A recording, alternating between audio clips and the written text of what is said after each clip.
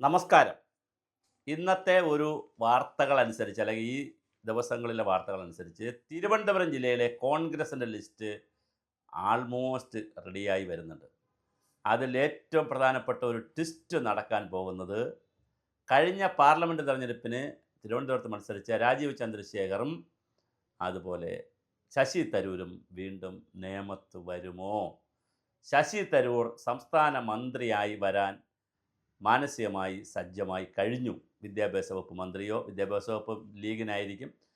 അതേസമയം കോൺഗ്രസിൻ്റെ ഏതെങ്കിലും ഒരു വകുപ്പിൽ മന്ത്രിയാകാനുള്ള എല്ലാ സാധ്യതയും ശശി തരൂരിന് കാണുന്നു.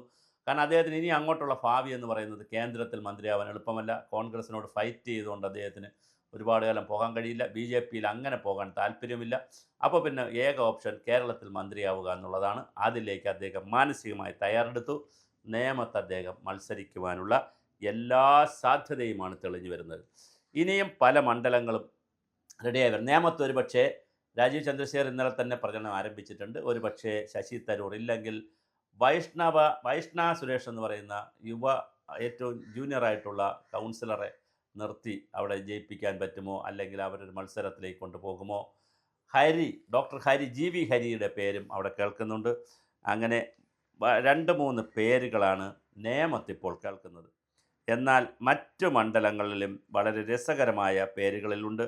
വട്ടിയൂർക്കാവിൽ കെ മുരളീധരനാണ് പ്രധാനപ്പെട്ട സ്ഥാനാർത്ഥി. എന്നാൽ അതോടൊപ്പം തന്നെ ഇവർ തയ്യാറാക്കിയിരിക്കുന്ന ലിസ്റ്റിൽ ശബരിനാഥുണ്ട്, വീണ എസ് നായരുമുണ്ട്. കഴിഞ്ഞ പ്രാവശ്യം മത്സരിച്ച വീണ എസ് നായരുമുണ്ട്.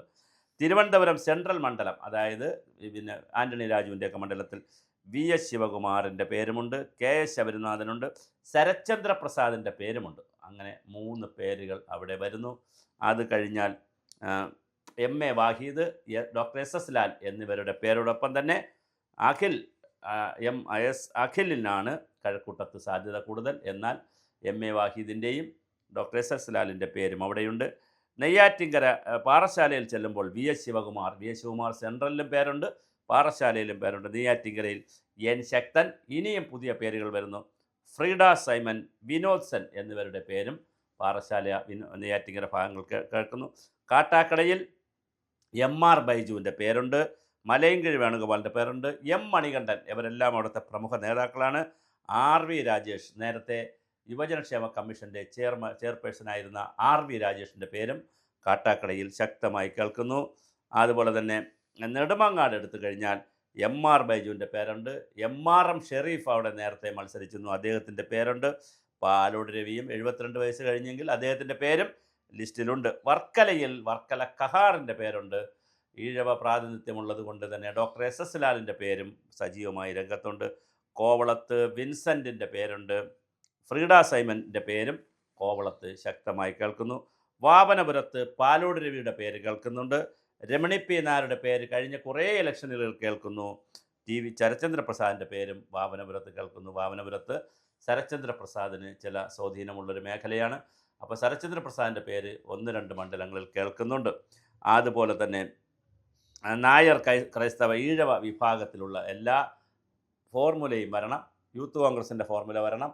അതുപോലെ തന്നെ വനിതകളുടെ ഫോർമുല വരണം. അങ്ങനെ വ്യത്യസ്തമായ ഫോർമുലകൾ വച്ചുകൊണ്ടുള്ള ഒരു പട്ടികയാണ് കോൺഗ്രസ് തിരുവനന്തപുരം ജില്ലയിൽ ആരംഭിക്കുന്നത്. ഇതിൽ ഞെട്ടിക്കലായി വരുന്നത് ശശി തരൂരിൻ്റെ സ്ഥാനാർത്ഥിത്വമായിരിക്കും.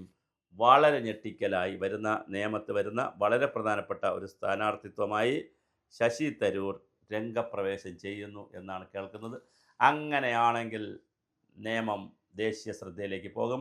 അതൊരു വലിയ കടുത്ത മത്സരമായിരിക്കും അവിടെ നടക്കുന്നത്. അത് രാജീവ് ചന്ദ്രശേഖരന് അത്ര ഈസി വാക്ക് ഓവർ ആയിരിക്കത്തില്ല. ഇപ്പോഴാണെങ്കിൽ ഒരു ഈസി വാക്ക് ഓവർ ഉണ്ട്. ആ ഈസി വാക്ക് ഓവർ ആയിരിക്കില്ല. ശശി തരൂർ അവിടെ വരികയാണെങ്കിൽ ചിത്രം മാറും. വലിയ മത്സരമായിരിക്കും സംഘടിപ്പിക്കുന്നത്. എന്തായാലും കോൺഗ്രസ് കേരളത്തിൽ ശക്തരായ സ്ഥാനാർത്ഥികളെ നിർത്തി അതിശക്തമായ രീതിയിലാണ് മുന്നോട്ട് കൊണ്ടുപോകാൻ പോകുന്നത്. ഇതിനിടയിൽ എം എം ഹസൻ്റെ പേരും അരുവിക്കര മണ്ഡലവുമായി ബന്ധപ്പെടുത്തി എം എം ഹസൻ്റെ പേരും കേൾക്കുന്നുണ്ട്. കാരണം ഇതിനകത്ത് മുസ്ലിം പ്രാതിനിധ്യം വേണമല്ലോ. അപ്പോൾ അങ്ങനെയും പിന്നെ UDF കൺവീനറായിരുന്നു അദ്ദേഹം.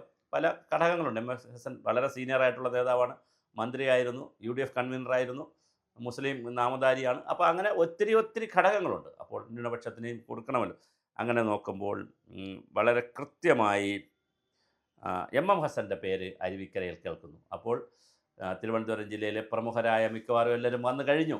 കെ മുരളീധരനിൽ തുടങ്ങി എം ഹസൻ, ശബരിനാഥ്, വീണ എസ് നായർ, വൈഷ്ണവരെയുണ്ട്. പിന്നെ ശശി തരൂർ, VS ശിവകുമാർ, നെയ്യാറ്റിങ്കര സനലിൻ്റെ പേര് ഇതിനകത്ത് കേൾക്കുന്നില്ല. അതേസമയം അവിടെ വിനോദ് സെന്നിൻ്റെയും മറ്റ് പേരുകളുമാണ് കേൾക്കുന്നത്. മലയങ്കിഴ് വേണുഗോപാലിൻ്റെ പേരാണ് കൂടുതൽ കാട്ടാക്കടയിൽ കേൾക്കുന്നത്. പാറശാല, നെയ്യാറ്റിങ്കര, കാട്ടാക്കടയെല്ലാം ഇപ്പോൾ ഇടതുപക്ഷമാണ് സീറ്റ് പിടിച്ചിരിക്കുന്നത്. അവിടെ അവരെല്ലാം ജനപ്രിയരായിട്ടുള്ള MLA മാർ തന്നെയാണ്.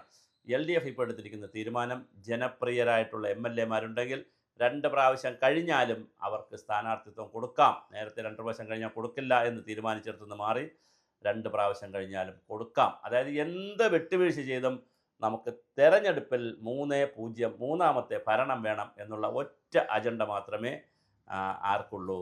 പിന്നെ CPM-നെയും പിന്നെ ഇടതുപക്ഷത്തെ സംബന്ധിച്ചുള്ളൂ. അതിനെന്ത് വിട്ടുവീഴ്ചയും എന്തും ചെയ്യാൻ തയ്യാറാണ്. എന്തും ചെയ്താൽ പ്രതിയന്തം വിട്ടാൽ എന്തും ചെയ്യും, കുന്തം വേണമെങ്കിലും വിഴുങ്ങുമെന്ന് പറയുന്നുണ്ടല്ലോ. എന്തും ചെയ്യാൻ CPM തയ്യാറാണ്. അതുകൊണ്ട് തന്നെ IB സതീഷിനും അതുപോലെ തന്നെ VS ഹരീന്ദ്രനാഥിനും ആൻസലാമിനുമൊക്കെ വീണ്ടും സീറ്റ് കിട്ടാൻ സാധ്യതയുണ്ട്. അതുപോലെ തന്നെ TK മുരളിക്ക് വാമനപുരം മുരളിക്ക് സീറ്റ് സാധ്യതയുണ്ട്. അപ്പോൾ എല്ലാവർക്കും വീണ്ടും സീറ്റുകൾ കിട്ടാനുള്ള സാധ്യത കാണുന്നു. അപ്പോഴും തിരുവനന്തപുരം ജില്ലയിൽ പ്രമുഖമായി വനിതാ പ്രാതിനിധ്യത്തിന് വേണ്ടി രമണി P. നായർ, മുസ്ലിം പ്രാതിനിധ്യം വന്ന് BRM ഷെരീഫ് അല്ലെങ്കിൽ MM ഹസൻ, ഈഴവ പ്രാതിനിധ്യത്തിന് വേണ്ടി ഡോക്ടർ SS ലാലുണ്ട്. അതുപോലെ തന്നെ നമ്മുടെ ശരത്ചന്ദ്ര പ്രസാദുണ്ട്. അങ്ങനെ വളരെ പ്രധാനപ്പെട്ട ഒരു ഇക്വേഷൻ. പിന്നെ നായർ കാൻഡിഡേറ്റ്സ് ഉണ്ട്. പിന്നെ ഈ വിൻസെൻ്റ്, അവിടെ മത്സരിക്കുന്ന വിൻസെൻ്റ് ഉണ്ടെങ്കിൽ അത് ക്രൈസ്തവ കാൻഡിഡേറ്റായി. അപ്പോൾ ഇങ്ങനെ എല്ലാവരെയും ബോധിപ്പിക്കുന്ന, എല്ലാവരെയും തൃപ്തിപ്പെടുത്തുന്ന, എന്നാൽ പിന്നെ ബാലോട് രവിയുണ്ട് നായർ കാൻഡിഡേറ്റായിട്ട്. അങ്ങനെ എല്ലാവരെയും, സീനിയറായിട്ടുള്ള എല്ലാവരെയും കൊണ്ടുവരികയും ഒരു ശക്തൻ്റെ പേരിപ്പോൾ കേൾക്കുന്നില്ല. ശക്തൻ ഇനി പാർലമെൻ്ററി രംഗത്ത് മത്സരിക്കുന്നില്ലയോ എന്ന കാര്യം അറിയില്ല. എന്തായാലും കോൺഗ്രസിൻ്റെ ശക്തമായ ലിസ്റ്റ് വന്നിരിക്കുന്നു. അതിലേറ്റവും പ്രധാനപ്പെട്ടൊരു പേരായിട്ട് ശശി തരൂർ നേമത്ത് വരും എന്നാണ് കേൾക്കുന്നത്. അങ്ങനെ ശശി തരൂർ മുതൽ വൈഷ്ണവ് വരെ ഉള്ള തിരുവനന്തപുരം ജില്ലയിലെ കോൺഗ്രസിൻ്റെ ലിസ്റ്റ് ആൾമോസ്റ്റ് റെഡിയായി വരുന്നുണ്ട്.